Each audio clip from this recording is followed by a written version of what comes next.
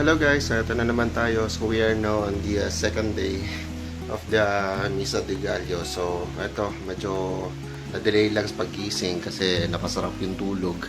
Anyway, mga 11 na din kasi ako, 11 or 11:30 na din ako nakatulog kagabi. So medyo pagod, and then medyo nainganyo kasi ako kagabi na manood ng isang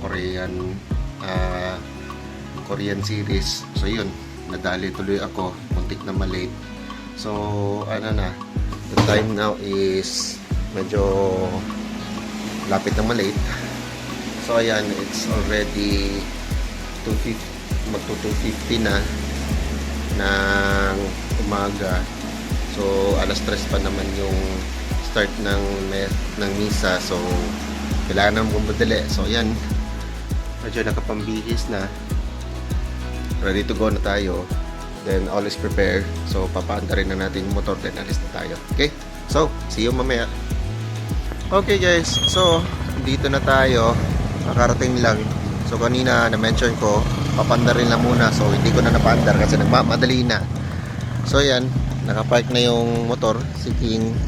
Then punta na tayo doon.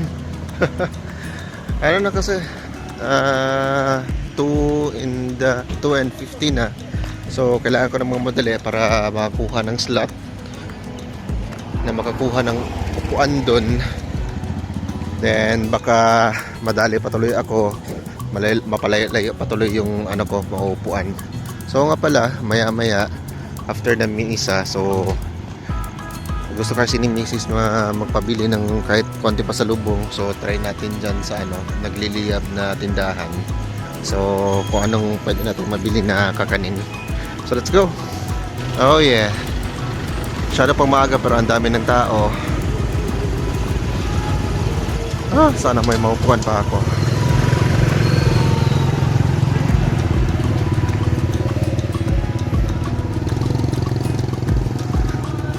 So as per yesterday, parang may mga upcoming events daw sila dito until going Christmas or New Year yata. So yun.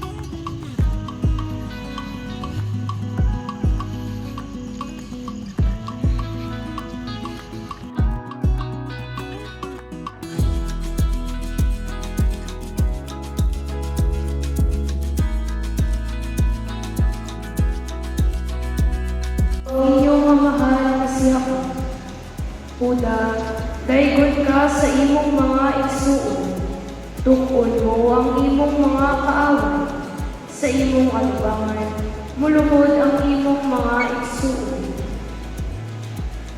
Si Huda ito'y salin, patyo niya ang iyang tukunon, ugon niya mapauli sa iyang taguan. Si Huda sama sa liyon, manguyaki, ugon niya muhida, ug walay makapangahas pagsamo kaniya. Nagkupot siya sa harianong sentro, ug sipitan niya kini sa iyang mga tiil. Huktan niya ang iyang gahon, hangtod moamot ang tinuod nga tag-iya niya, aron maghari sa tanang katawan. Panahon ug ang higpit nga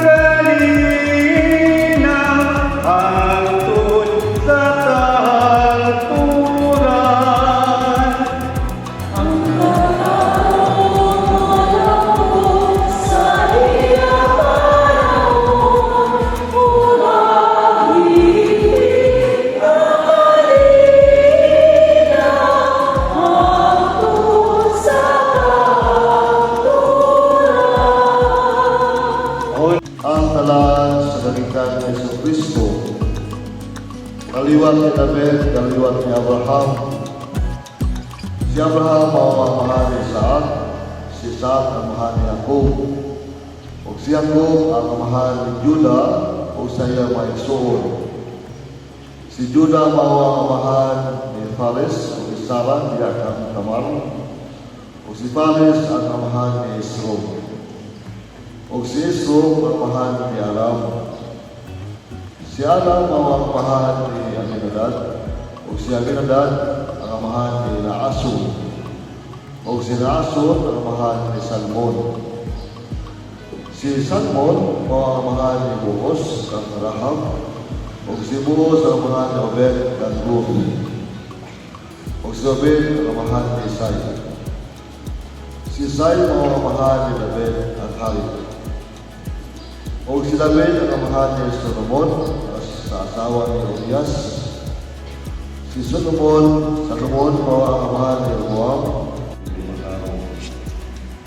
Kaliwat, kaliit, na pagkatao ang magprobos na nahimo sa katumanan sa Ginoo o pagkakalato ang magluwas pagkatawag o Kristo.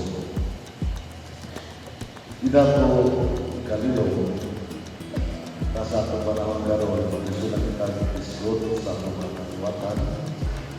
Ang atong memory utot lang sa mga atong kaluluhan. Di pa nakatawag sa dagdag kayo mga kaliwatan na atong pasubay tungkol na atong memory na posisyon na nila sa pagkinundo o pagkakalan ng kaliwatan. Ngayon kita nakasubay sa pagkaliwatan, kita nakasubay sa pagkasubay sa ini, kahit kita nagtako sa panahon, magkasitaw sa panahon sa pagkita, sa tapos sa pagkaliwatan, kami nakakalisto kita sa huwag nato na hintang sa pagpapilya na waali dia sa tuang pamilya.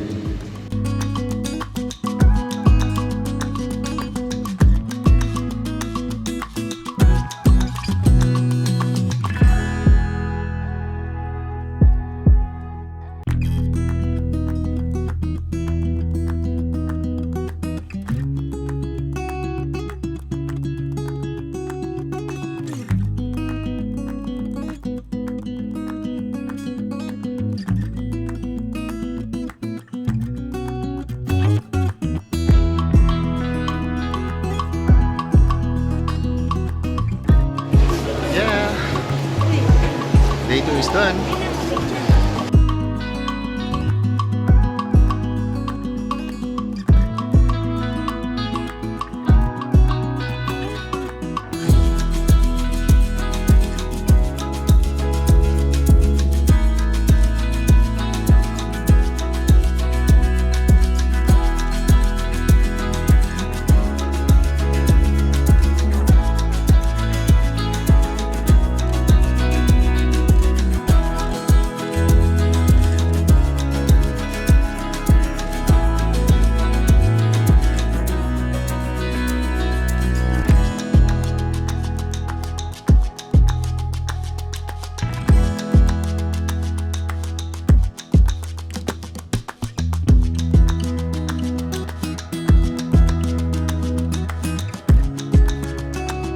Okay, everyone is going home.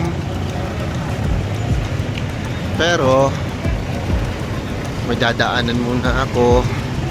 Bibili lang sandali ng kakanin. Let's try kung may mabili pa tayo.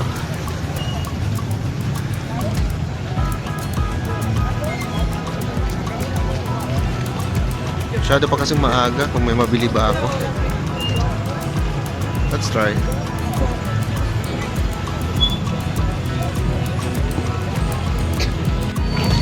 Okay, meron niya.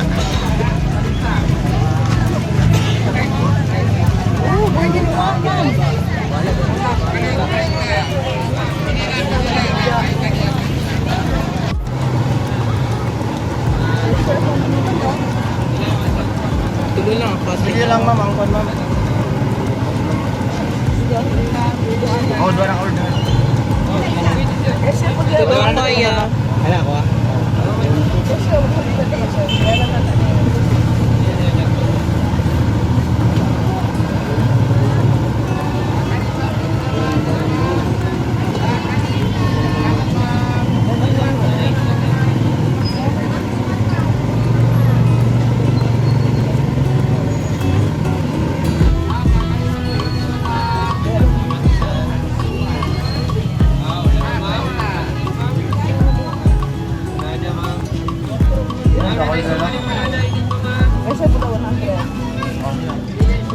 ni mo? Sa tulog. Ayan na. Ako ba yun ako? Lang.